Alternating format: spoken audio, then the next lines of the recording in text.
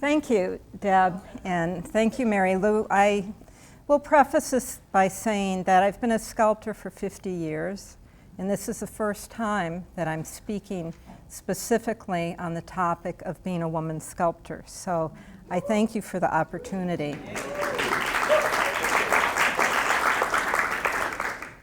Let's see. Oh, there were a couple other things here for you, Mary Lou. I guess everybody can see this. You can go download the app for tours, and you can join the conversation. So just to locate all of you, this is the work that is on Wisconsin Avenue. It's near the convention center that was mentioned. I worked with Woodland Pattern to do an interior piece there that included 50 Wisconsin writers. So anyway, here's the piece. And I find this a little comical in some ways that I'm being asked to talk about other women artists. You know, I taught for many years, 34 if you include other places that I taught. And tonight I'm not going to speak as a teacher. I'm no longer a teacher. I loved it, and I see some of my foreign students, and I love you, but I'm on to my studio work full time. So I feel it's very important that in this opportunity to speak as a woman artist that I do take a very clear feminist perspective.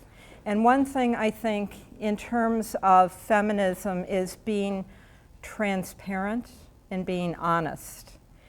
So Beverly Pepper is an artist that I first encountered her work when I started teaching. And I'll show you some pieces that I used as examples. So she's not a role model for me. But on the other hand, as I looked further into her work for this presentation, I realized that I understand her from a very particular vantage point as a woman artist that has been some of the places that she's been in a different generation than when she did it. And so I will talk about some of those things. I will interject a few of my pieces because there is no such thing as being an objective speaker. And those of you that aren't familiar with my work, the few times that I include it is so that you understand why I'm saying what I'm saying, that I'm saying it from the inside. I'm not saying this as an academic. I'm not saying it as an art historian or a critic. I'm saying it as an artist who understands and has lived the life of a sculptor, and sculpture by women artists have been the most important to me. I always included them in teaching. So I'm going to start with this, this actually comes from some of the materials that you can read online for the piece that's on Wisconsin Avenue. And what I'm going to do is I'm going to unpack some of these statements. It's not that they're not true, but they're not terribly complete, which you're not going to have in a short blurb. So the first sentence, like her contemporaries Louise Bourgeois and Louise Nevelson, Pepper forged a unique path as a mid-century feminist artist. In fact, she wasn't a contemporary of either of them. That both Louise Bourgeois and Louise Nevelson were considerably older by 25 years. They came to prominence in the case of Louise Nevelson in the 1960s, in the case of Louise Bourgeois in the later 1970s, mid-1970s, mainly because of the second wave of feminist movement, where people were looking for role models. They were not, Beverly Pepper has made it very clear in her interviews that she enormously respected their work, but they were not role models for her either, and not contemporaries or role models. So we're going to really explore what formed Beverly Pepper's perspective, since it wasn't entirely that. And she worked against the prevailing attitude of women making big, physically demanding art. We will explore that much more thoroughly. And the fact that she learned to weld And this is one place where her life and mine intersected in a very clear way. So I'll talk about that. And while she is not as well known as her American contemporaries due to her living and working abroad, her self-imposed isolation has allowed her to develop a distinctive vocabulary. Well, I'm sorry, self-imposed isolation? I don't think so. You know, and we will explore that as well. All right, so let's start first with influences. We've already put aside Louise Bourgeois and Louise Nevelson, so what can we really look at? Beverly Pepper, like me, and women, and most women sculptors, most, even today, are educated by male artists. That when I started teaching, there were 2 other women in this country that were in tenure track positions in sculpture. And there was another one who I didn't realize was Lee Bontekou, who we'll also talk about. So when I show you these slides, I'm going to let you, in a sense, read. Do you see any influence from this male artist, Leger? And she went to Pratt, but she also sought him out as her instructor. Here is a wonderful drawing. This is dated 1953. Pepper was originally educated as a painter, and I would say even today, most women who pursue sculpture start someplace else, like painting. And, but there's a couple things about this drawing that I think are really significant. This is before she started sculpture. So 2 things I'll point out is this is the kind of drawing a sculptor would do. All you have to do is compare Rodin's drawings with Matisse's drawings, which are simple line drawings of nude women, and you will see the difference between how a sculptor sees and a painter sees in that regard. And so this is a very sculptural drawing. Notice how the paper enters the arm here, that it's just assumed that in our mind we complete it. So this isn't a figure that is like outlined in space. It's one that is in this push and pull with the space that it's in. Even the pieces that are on Wisconsin Avenue, here you have a hole. And the way this bowl is expressed by the dark things, the dark space around it, is a very sculptural kind of strategy. So when I look at this drawing as a sculptor right away, I go, oh yeah, it was just a matter of time before she started working 3-dimensionally. And this piece shows where there is the confusion between, figure and ground, where it enters. This is a piece that is very reflective and kind of dematerializes. So who really was contemporary with Beverly Pepper? Not Lee Krasner. She was an older generation as well, but Lee Krasner was very, very influential in the New York scene. In fact, her teacher, another male, Hans Hofmann, said when he was approached about the fact that he taught Jackson Pollock, he goes, no, Lee Krasner. I taught Lee Krasner. Lee Krasner taught Jackson Pollock. Okay? And if you want to read a really good book, it's called 9th Street Women, and I highly recommend it. But here are Beverly Pepper's true contemporaries. Grace Hartigan, Joan Mitchell, Helen Frankenthaler, and the 2nd generation and 3rd generation of abstract expressionists. So as an artist, as I look at her work, this is what I thought about right away, is to find a context for her thinking. This is a ink on paper piece, and that's the sculpture. But if I go back here a moment, gesture, emotion, direct work. And then it turned into a sculpture like this. And she always did prints, has done prints and drawings as well. But this now becomes drawing in space.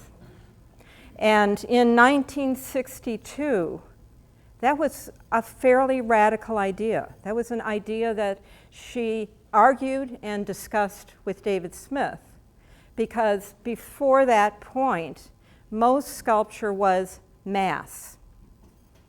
And line in space is very hard to read. It wants to become two-dimensional.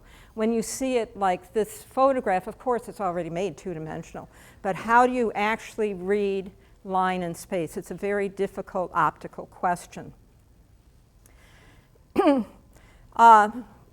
One of the most important moments in 20th century sculpture was the Spoleto exhibition in Italy. And how this exhibition was formed, there were, what does it say here, 104 sculptures by 53 artists from all over the world. And it was sponsored by the Italian steel industry. And they gave artists opportunities to work in the steel mills to create the sculpture. All 20 that David Smith created there, he created after he arrived in Italy. He didn't ship them over, he made them there, as did all the artists. And that's where Beverly Pepper and David Smith met. And they became lifelong friends. And he was a bit of a mentor to her, but she also really rose to the discourse, and very lively discourse. So I will return to that in a moment. But out of this show, the amphitheater became a recurring theme. And when I say theme, I don't mean theme like content, I mean like spatial theme for Beverly Pepper. And we see it over and over. I'm just going to give you one example, but there are many, many examples of spaces that she's created, land art, that are in that kind of form. Another thing that she's done repeatedly since the Spoleto show is she has put her work in the context of architectural setting, but generally ancient or Renaissance and Gothic kind of settings. And here's another example of work that is on steps. Where the current piece on the Wisconsin Avenue is sited is in front of a building that is in, I can speak to this from the inside because, I was part of it. And that the outside of it is like fake, fake city hall kind of architecture. And then you look, and I like the second photograph where you look across and you see the hotel, which is not terrible, but it's kind of, it's kind of pretty common architecture of the time. And so I find it's really interesting to go from these like historically laden spaces and then to cite her piece here, very conscious, obviously, of the architectural setting. And so I think it's a challenge to us to consider this architecture once again, because remember, this is still ultimately a human gesture. That's what this sculpture is. This shows work that was shown in Rome from her Corten series. And so if I would have cited the work, this is just my opinion, if I would have cited the work, I would have put it where the Barry Flanagan is by the, what is it now? It used to be the First Wisconsin, whatever the bank is. I would have put it there, because I think another thing about this work that is really essential is that you can get around it and you can actually look through it. To look through it where it is, you have to get between a bush and the sculpture to do that. And so I think there are limitations, and this is just me speaking as a sculptor as to what I would have done. And so take it as you want to take it. So prior to Spoleto, Beverly Pepper was doing work with wood on the left. She was living in Italy. When she was invited to be in that exhibition, she was invited on equal terms with David Smith. She was invited because she was a prominent, known sculptor living in Italy and doing work like this. One thing she had never done is she had never welded. And so I'm going to now just take an aside for a moment, because I think an artist who is very much overlooked is one of the most influential artists for me personally. When I was in high school, I didn't know about Beverly Pepper, but a contemporary of hers, Louise Bourgeois, and this is the work on the right. And it's also welded. It's also, one of the very groundbreaking aspects of it is she is probably one of the first sculptors, I might say she is the first sculptor that dealt with a concept which was skin, sculpture in skin. So that this is actually belts, fabric belts from, her studio was above a dry cleaner. And so these were the discarded belts. And then she wired them on with copper wire. She sewed them on. And so highly experimental, very non-traditional. I was blown away. As a high school student, I was totally blown away. So I thought I should learn how to weld. And so I went down to the shop in my high school, and they threw me out. And it ended up, my mother went as high as the school board and said, look, I'm paying taxes. She wants to learn to weld. She has as much right to be there as any of the boys have a right to be there. And so they said, okay. And when I walked in, the instructor said, you can use that bench, but I'm not going to teach you. So I taught myself to weld out of a book. And it shows, this is high school work, okay? You know, there are some sculptures here, 16 gauge steel with oxyacetylene. Teaching yourself, good luck, you know. But I think you can also see the influence of Louise Bontekou, that kind of swirling and stuff, even though it's physical. Beverly Pepper's experience was similar but different and was on steroids compared to mine, learning how to weld. And I know this because this picture on the right, this is my dad right in here, okay? And my dad headed up the nationalization of the Italian steel industry. I have thank you letters for him from Umberto Eco, and which points out something really crucial about the relationship of industry to art in Italy, as it's different than it is here. Another thing about my dad is when I was born, we lived in a summer cottage with no running water until I was 3 years old. My dad went from that to heading, being president of Kaiser Engineering and Steel International. So I do know firsthand about male ambition. I lived that too. What I love about this particular photograph is, doesn't he look like the spy that came in from the cold? You know, and in a way he was, because a lot of what he did was industrial espionage. And that meant he was away from home, you know, like a month or two at a time. So to go back, we're in Italy, Spoleto, and Beverly Pepper, David Smith, they meet. David Smith doesn't speak Italian.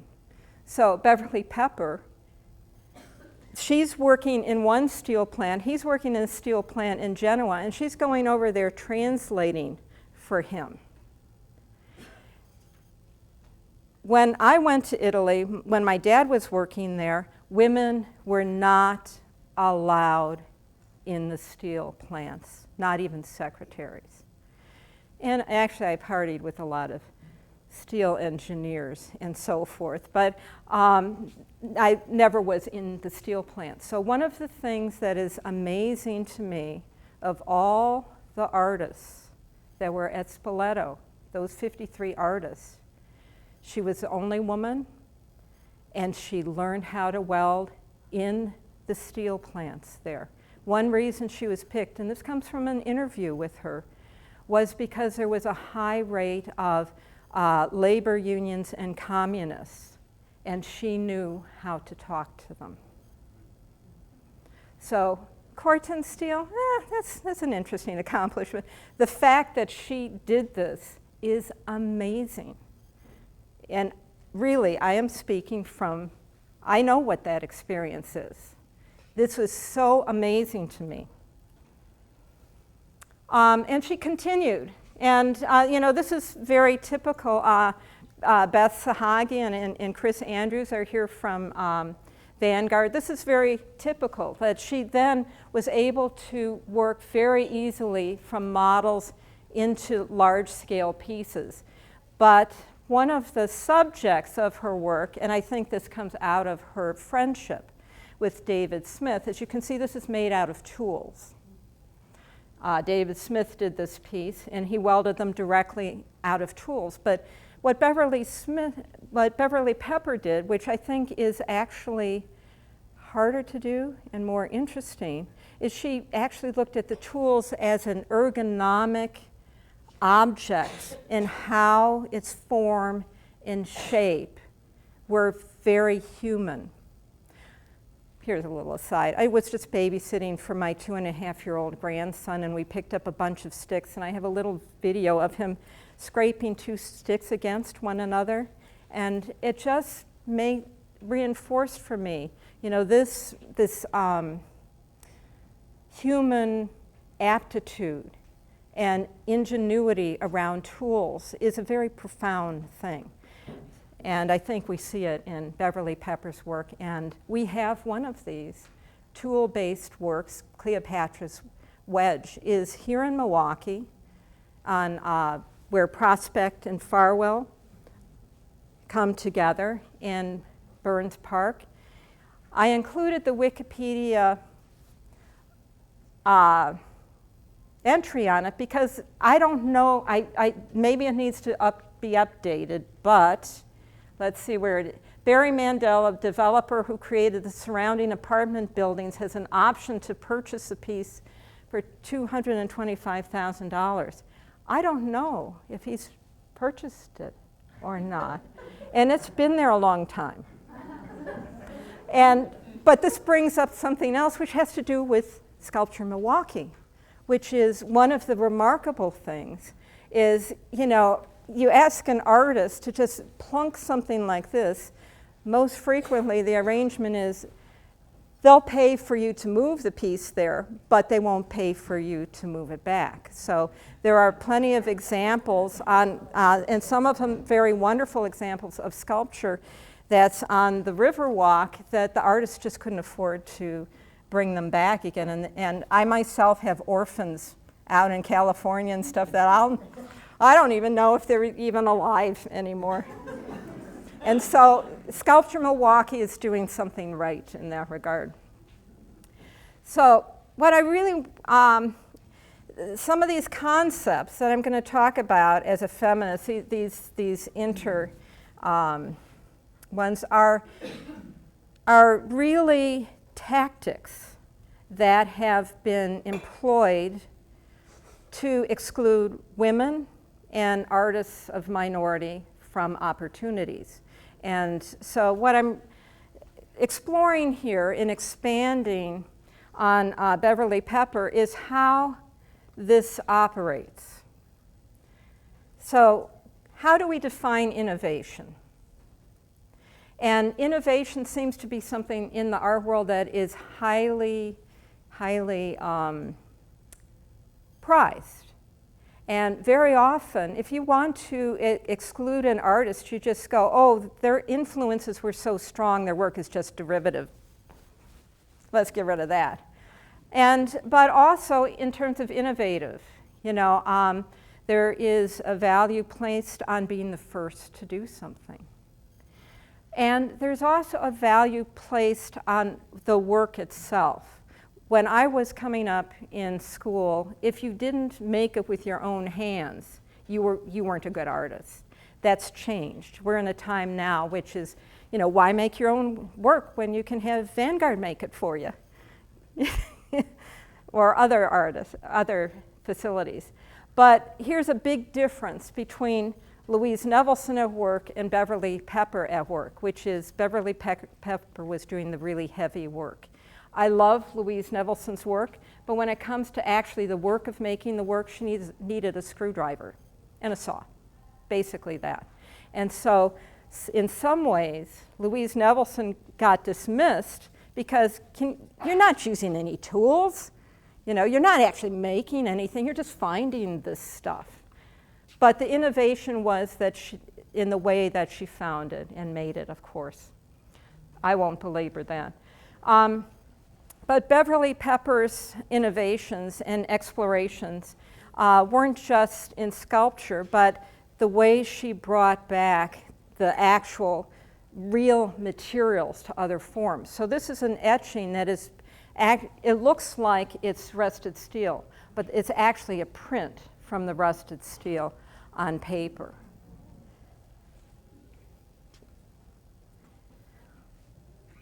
The fact that she used Corten steel before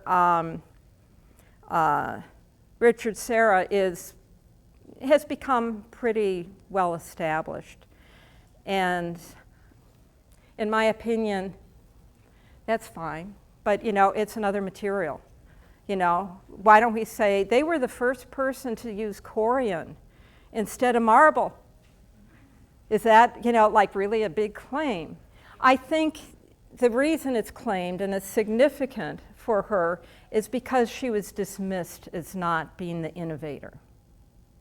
And that's the real point there, not the Corten in its own right. And so as, I don't know if she titled this show or if the Marlborough Gallery titled this show, but the title of the show was Corten. So we're looking at, this year, 2019.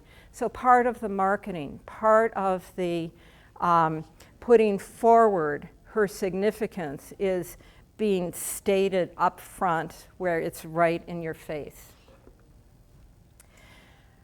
What I would say is more interesting to me than whether she used Corten or not, actually, is other kinds of differences with her and Richard Serra. And this work has always interested me enormously.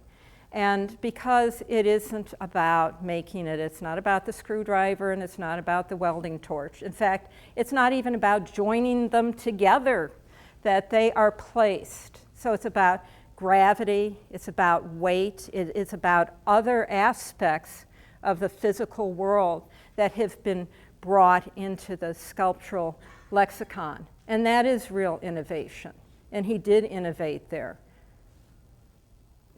So, let Beverly Pepper have her Corten. That's fair.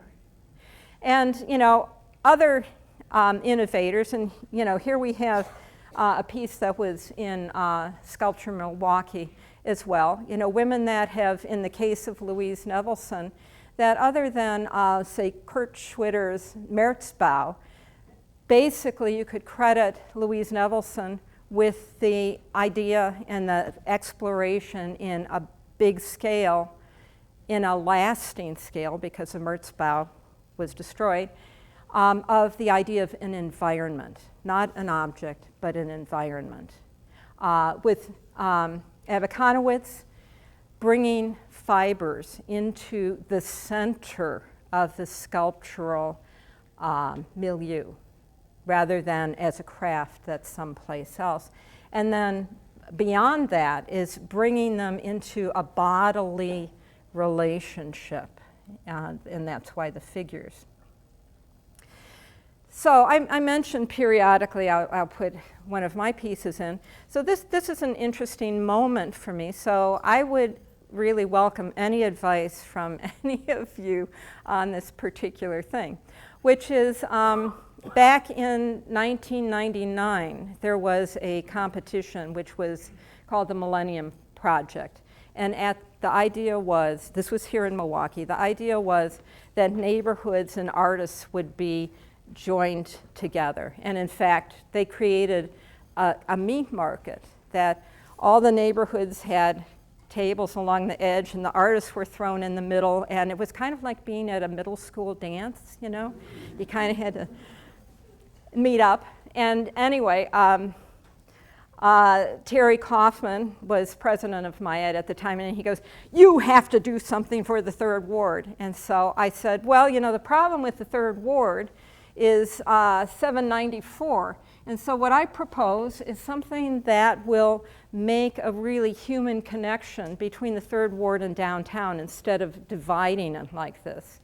And what my proposal was to use chain link fencing, you know, just regular chain link fencing, and to recreate fragments of the buildings that had been removed in order to put the 794 in there, and that they could become places where events could happen and so on and so forth.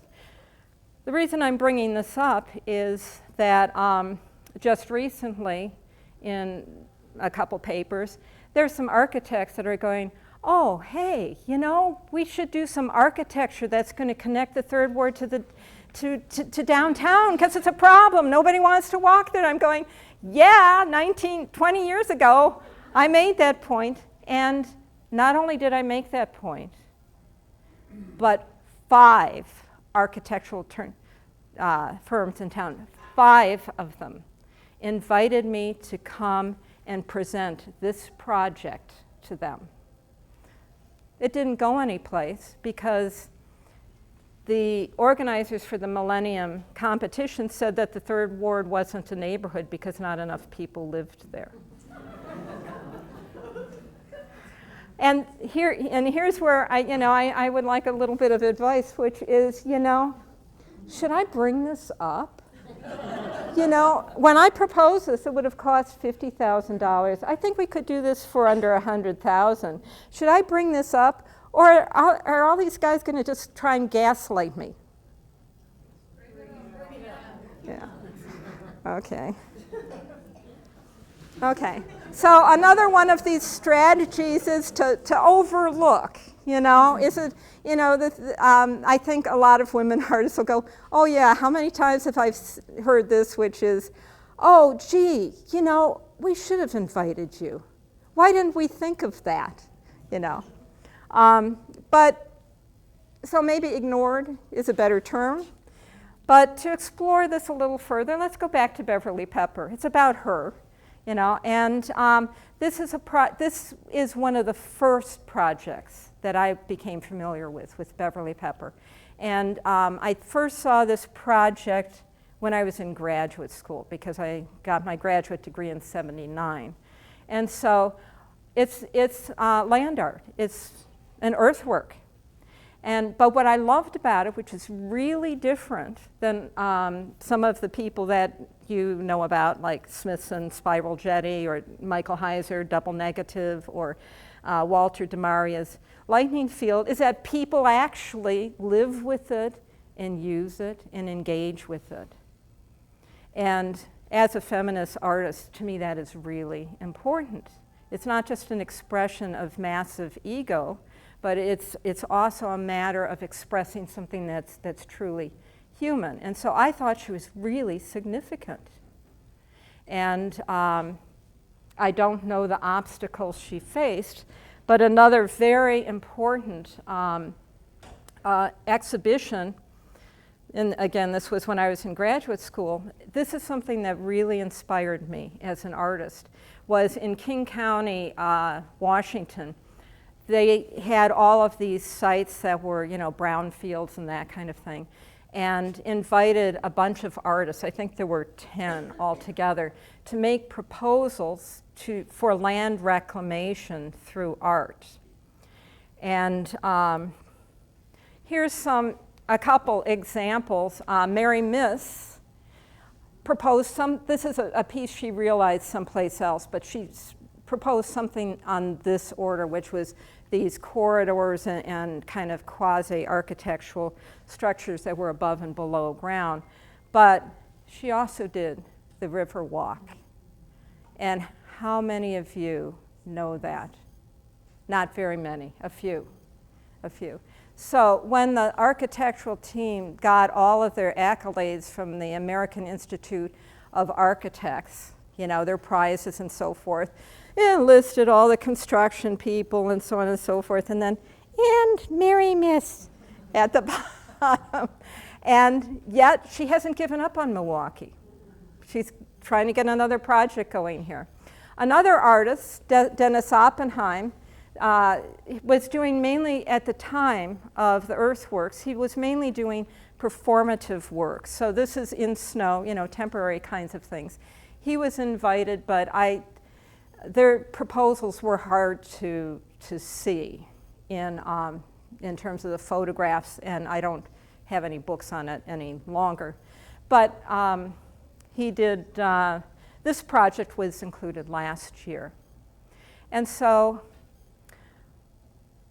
that's fine and good, but this is the Me Too moment, which is Dennis Oppenheim on Wisconsin Avenue and Vito Acconci in the Milwaukee Convention Center are both men that were blacklisted by ACAD, the organization of all the art schools in the United States. They were blacklisted against sending interns to them because it was just like sending young women into the, you know, jaws of the beast, essentially. And so both Acconci and Oppenheim died before Me Too caught up with them. But there is another artist on Wisconsin that hasn't been caught up with, but it's not my story to tell. But instead of Dennis Oppenheim, the person that influenced Dennis Oppenheim was his wife, Alice Aycock, who was doing plenty of land art and plenty of sculptural works before Dennis Oppenheim was. And I hope maybe someday Sculpture Milwaukee can include one of her pieces, but I know she's really, really in demand and very famous now. But both of these are at Storm King, but this is not unusual, which is this piece was originally done in 1973, you know, back the earthworks thing, but it never found a home until 2010. So we are in a period where, I think we all know this, that people that have been overlooked are being brought in. The only project that was actually realized in King County was this Robert Morris piece. And it's had a lot of environmental problems because he didn't know anything about planting ryegrass and so forth. But I said that particular concept really influenced me. And here's a piece I did in Milwaukee, which is on a landfill at 50th and Valete, and behind it are baseball fields. And so that arbor is based on the swing of a baseball bat. And I'm including it at this point to also say, you know, in terms of overlooked, is that in the art world and in cities, there are certain places you expect to have art and places where, like, they don't need art over there, you know, and nobody's going to see it. So it's very interesting to me that this was the first project that I did after working on the convention center, which I have a pile of press on that. And on this piece, which was generated by the neighborhood, they came to me with a bag of pennies that they collected from 56 block clubs and said, if you build it, we will come, you know. And once they raised the first $20,000 by doing things like auctioning off a VW, one of the little beetles that was covered with flowers and stuff, and they did all sorts of fundraising things. Once they got the first $20,000, then Harley and a couple banks and so forth were saying, how can we get in on the action of this? And it was in great part built by the neighborhood itself, but it's at 50th and Valide. So nobody took any notice of it in terms of press or anything. But here is Beverly Pepper's proposal for King County. You know, again, it's a landfill, and I think this is a brilliant proposal. The concept is that these pilings are actually where the decomposition of the landfill that would be, you know, like be decomposing, so that as that happens, they would start to do this, to reveal what was going on underneath. And over here is a viewing platform. And as I put this, this is just an aside, as I put this together, I realized that out of the 10 artists, 7 of them had viewing platforms. And I'm thinking, that's interesting, because that was part of Alice Aycock's concept on our river walk as well, was to have moments where you could get up and view from there. And this is, you know, another one of those sculptural impulses. But she did realize a piece that has, it's not a landfill, but in form is somewhat similar with a viewing platform. And then here you have another one of her amphitheaters, and this is in Barcelona.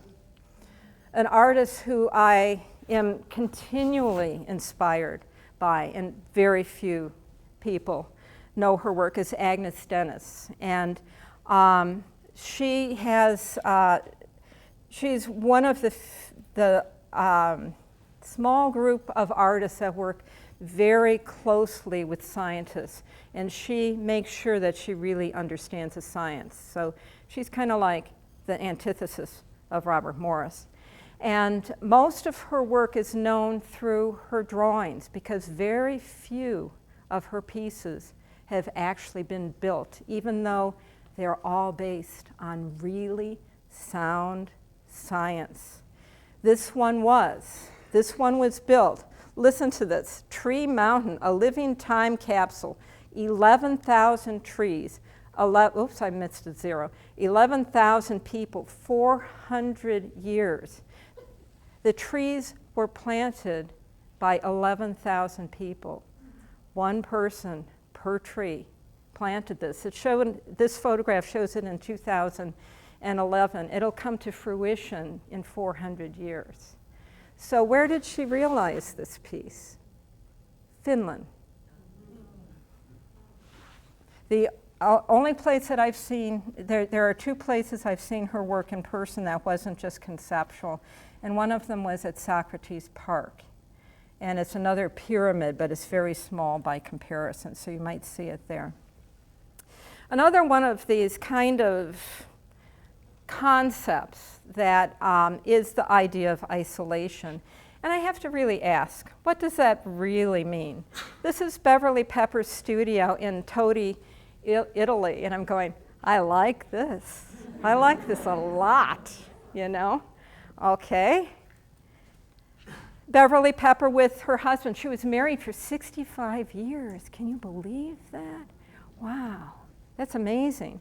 To Curtis Bill Pepper, who was a Newsweek reporter. Okay, how isolated can you be if you're married to a Newsweek reporter? And their children, and this is in the 1960s, or around 1960. So let's compare. Betty Saar, you know, grew up in South Los Angeles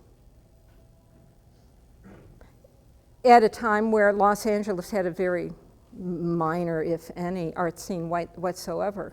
So are you more isolated in South Los Angeles, or are you more isolated in Todi, Italy? So is that an excuse? Is that like a rationale? Is that she was like someplace else? And one of Betty Saar's daughters, Allison Saar, had a piece last year in Sculpture Milwaukee. And she must have been doing something right. Look at these beautiful daughters that are both artists. She could like walk and talk at the same time. She could raise two beautiful children and make art at the same time. So another thing that's brought into question is motivation. Are you, as an artist, are you really committed? You've got these kids. Are you really committed to making art? And Louise Bourgeois, she raised a family. She raised 3 boys. But if you read any of her biographies, or even better, if you read her diaries, what she says basically is, I can hardly wait for them to grow up and get out of here. And oh great, my husband's retired, now I have to deal with that. So she really saw motherhood as an imposition on her studio time. She really didn't come to a wide prominence until after I was out of graduate school. And so she's not an influence on me because I didn't know as much about her as I did about other women artists. But she also makes a point, and feminism is one of those things where it's a club that, you get recruited into whether you want to be in it or not, kind of. And so there was a lot of expectations that she would become a mother figure. And so I think that's, you see with some of the older artists, that they felt like they had enough to do to make art. Why do I have to be everybody's role model? Because there weren't enough role models, and that's why they were being imposed upon. And Louise Nevelson, by comparison, she said, it's a big mistake as a woman artist to have a family. Big mistake, don't do it. And that you'll regret it. And in fact, what has happened, and there's a wonderful new biography on her. And anyway, it solved a certain mystery that I was grappling with, which is the two really, they were cranking out the work, they were showing everywhere, Louise Nevelson, Lee Bontekou. And then all of a sudden, in the 1990s, Louise Nevelson was nowhere. I mean, she was in collections that had already bought her or whatever, but there was no active scene for her work in the art market. And that was because her son, who was very bitter, and her studio assistant were locked in a battle as to what would happen to her legacy. So there, that's something, there's a few artists in here, we should talk about legacy, but in a way, her son has really impeded on a sharing of a wealth of art by a woman artist, and in part because of the bitterness of being raised in a situation where the mother wasn't as attentive. On the other hand, Beverly Pepper was a mother, and she raised Jory Graham, Pulitzer Prize-winning poet. Amazing. She gets the prize for, you can make art and you can raise a child who's a Pulitzer Prize-winning writer. And what Jory Graham said is that, she remembers times when Beverly Pepper's studio was just outside the kitchen. I remember times when my studio was a wall in the kitchen. So I think she had it pretty good. She had a studio outside the kitchen. And even though that's true, I created, at that time I was creating a lot of objects and had many shows and created a lot of work off of a wall and a coffee table. They've also collaborated. And this shows just one page from, it's a kind of an accordion book. The poem is by Jory Graham. But this is the outside of a book. And when I found this, I went, God, why didn't I think of that? This book cover is bronze and it looks like mud.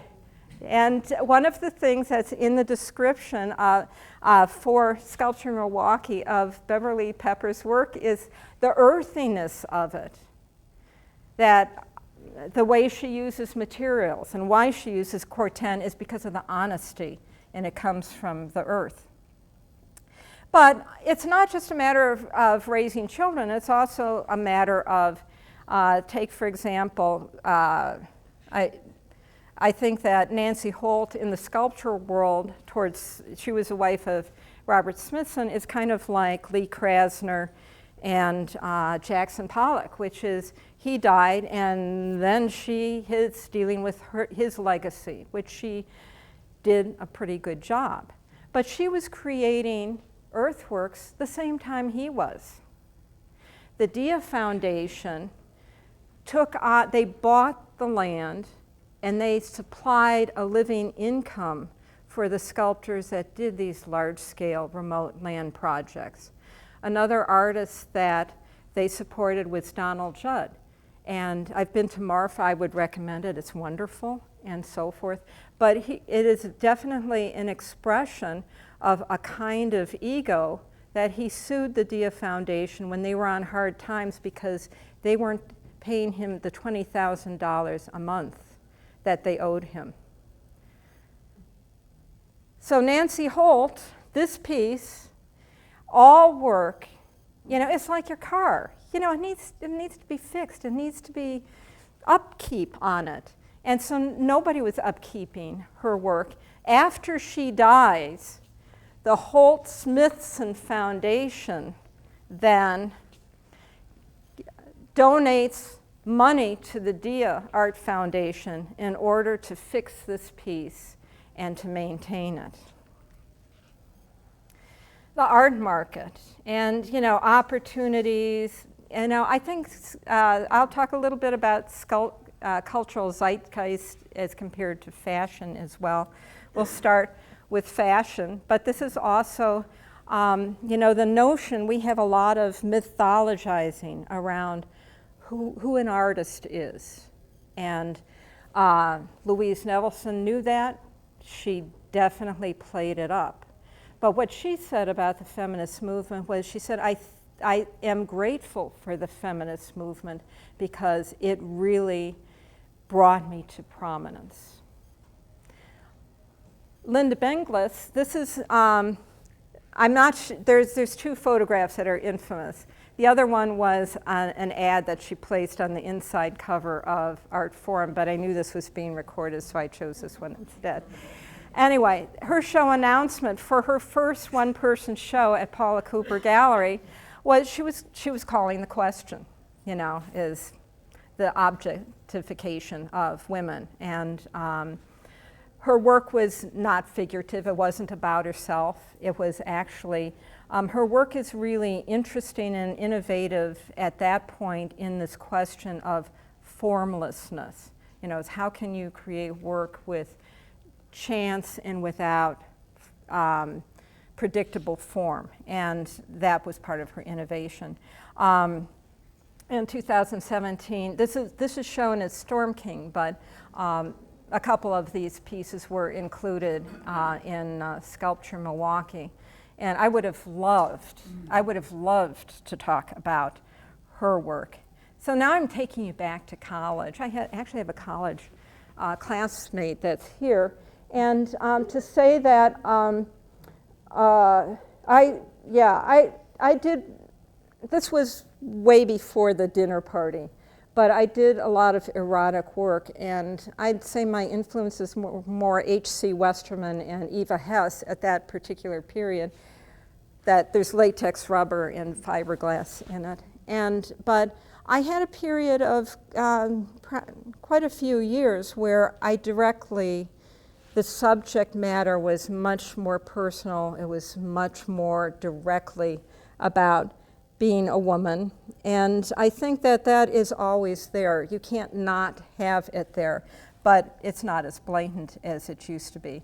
And I think I got this slide out of order. This is a show that I did when I had a wall about this big and a coffee table. So, another thing about the art market is, especially for sculptors, is small works that then can be enlarged into larger works. And I know many, many female artists that have tons of models that are never going to be realized.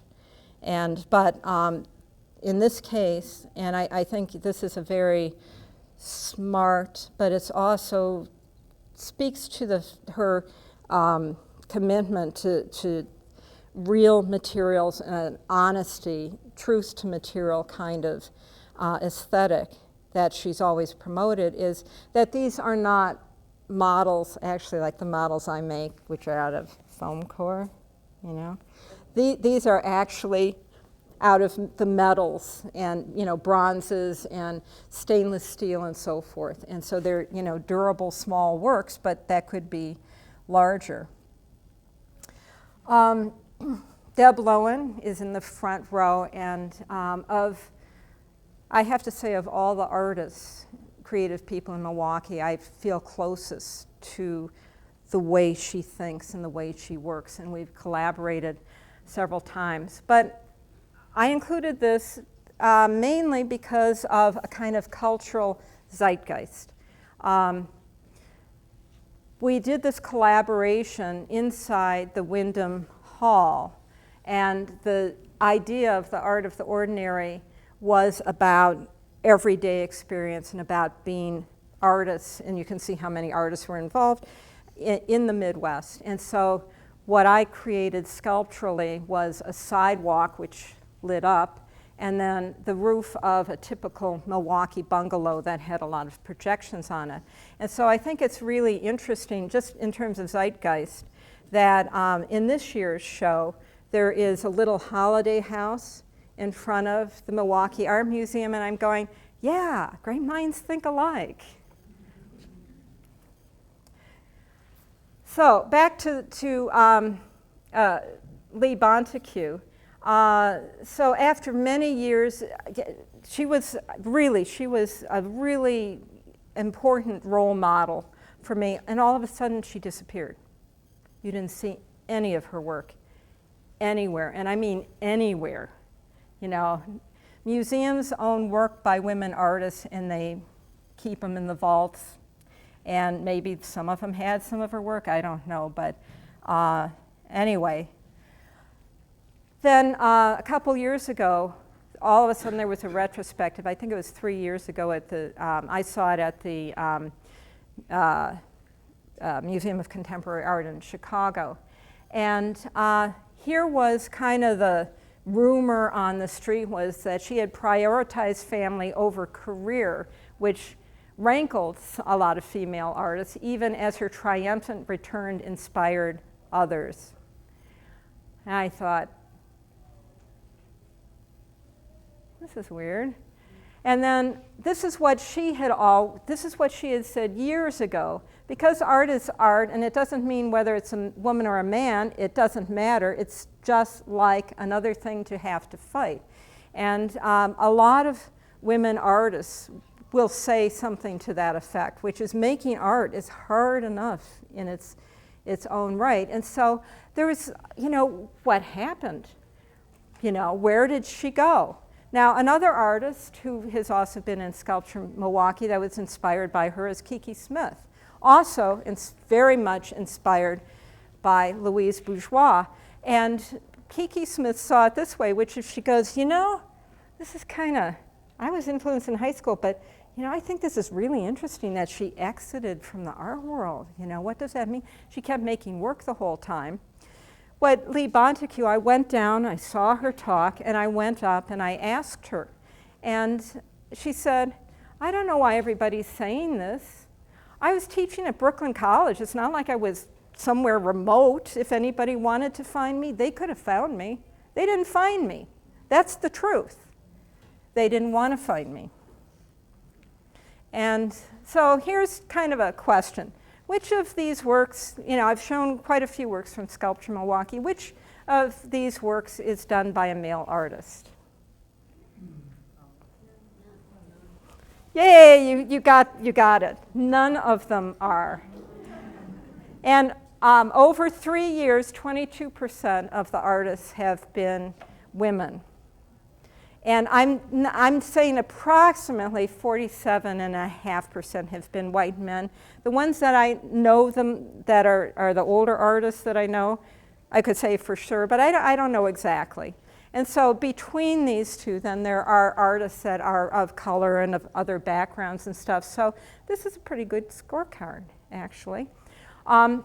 Even though I'm talking about Beverly Pepper, these artists are my generation. This is where I fit in this kind of timeline. And another artist that I'm in the same generation. And this is one of my, I have to say, one of my favorite pieces. I love the sighting of this. I love the fact that it's almost like it's walking down the street next to all these tires and so forth. But I think she makes a point in that, you know, I'm including some of my work so that I'm being truthful about the limits of my perspective. You know, I was raised a white, working class girl who had a father who was really ambitious. So I know kind of both sides of that.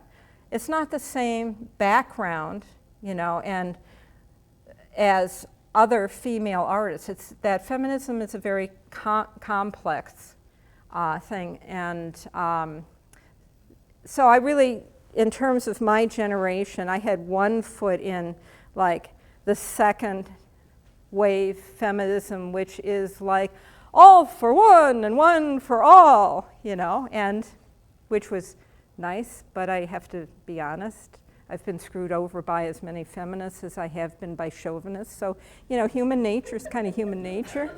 And the other foot in intersectional feminism, which is really important. This is something that I'm working on right now, and another moment of Zeitgeist, which is a couple blocks north of downtown. I had been working with plants that I gathered that are what you would consider weeds. Most of them are invasive species. And this piece is about 20 feet long. I actually don't have the money to finish the piece because I just used some cheap window glass. And so it's in progress here. So anyway, I thought this is really interesting because, you know, of the work that's been in Sculpture Milwaukee, I really relate to Booker's work because of the environmental aspect, which is important in my work. And I also, you know, I really like the piece that's in the Chase Bank, you know, in terms of invasive species, but much more beautiful than that. In fact, I went, you know, so it doesn't, you know, it wouldn't go over very well, the idea of like condemned properties just north of downtown and weeds that would be as big as the lobby of Chase, Wisconsin. You know what would happen is that, what's the name of that? Record Milwaukee has been ranking all of the sculptures that have been in Sculpture Milwaukee. So I can see the headline, "Bring the Roundup quick!" I've talked about, you know, influences. So something that women artists hear all the time is, you're too influenced by other things. You know what? Everybody's influenced. Get over it. Innovation, you know, which is, this is an argument that is essentially, ultimately, maybe it's not that important. The fact is that innovation happens and it becomes part of our lives, and that's really important. Is it really a way to sideline female artists by saying, you're not innovative enough? You know, or try this, which is in 34 years of teaching, there's some other teachers here. So you're in a faculty meeting, and at the beginning of the meeting, you raise your hand and you go, I have a great idea, we could do this. And everybody's yelling, yeah, yeah, yeah. 40 minutes go by, some guy goes, why don't we do blah, blah, blah? And everybody's, yeah, that's a great idea. Well, it was your idea 40 minutes ago. And here's one of the big differences, is that without fail, if it was a woman who 40 minutes later said, I have an idea. Remember when she said this, I think we should talk about this more. But when a guy raises their hand and says the same thing, it's like, oh yeah, it's like, yeah, go ahead, credit me with this. And it happens over and over again. And it's something that I never stood for. That didn't happen to me, but I get calls from women in academia frequently that say, how do you deal with this? And I say, be a bitch. That's how you deal with it. Overlooked is really, the real word is ignored. If you can be ignored, isolation, I think isolation, I know a lot of us as artists feel isolated. That's just part of being an artist. It kind of doesn't matter where you live. And that's not a criteria for saying, okay, guess what? Deborah Butterfield, you live in Montana. You can't be doing anything that's relevant. You're isolated. Motivation, I think questioning, commitment and the amount of time that an artist spends. One of the most amazing moments in my life as a woman artist was, let's see, this would be 1980. I called up my gallery in New York and I said, I'm pregnant. And what I was fully expecting was that they would just drop me, because it happened to a lot of women of my generation, that they were just dropped by the gallery. And she said, great, you should have 7. Artists make the best parents. And she represented me for another 10 years. And it was never an issue. So who makes that an issue is the question. And then the art market, I mean, there's a lot of reasons, things happen in the art market. For example, galleries, they need to represent work that they really feel that they can sell and help work with the artist to make a career and stuff. So there's a lot of subjectivity in that. But one has to also question, is there systemic priorities? And in the art market, and this isn't something that I'm making up, but generally you can look at the auction prices, but something that I've always done is I walk into a gallery and I look at what an artist is charging. And there's a big difference even today between work, and so many artists women artists have heard, well, I don't want to take you on because I can't sell your work for enough money. The elephant in the room that I'm not talking about at all, but a lot of women artists will hear, is your work isn't good enough. Well, I'm not talking about that, because the other things that I talked about as systemic strategies they're kind of quantifiable, they're kind of concrete by comparison. That quality is a much more nebulous thing. What makes great art is something we continue to argue about. So as I'm wrapping up this talk, what I'm realizing is that Beverly Pepper has a really good strategy, and I think I'll follow this, is live to 94 and keep working. So that's my goal. But I also find it curious, still alive. But also, what we're seeing a lot is, I read the New York Times a lot, so, every day there are things like overlooked but not forgotten, and very often, like 30% of those, I go, I knew who that was, why was this overlooked? And so, in a way, I think the moment in which older artists, women artists, and there are very few of them, and that lasted that long and still produced work, are very, very valuable. And I think there will be more of my generation that will live to 94 and be making art. But God, don't come up with this, like it's because you were isolated, or it was because this or whatever, you know, is that you're overlooked but not forgotten. Let's not do that anymore. Okay.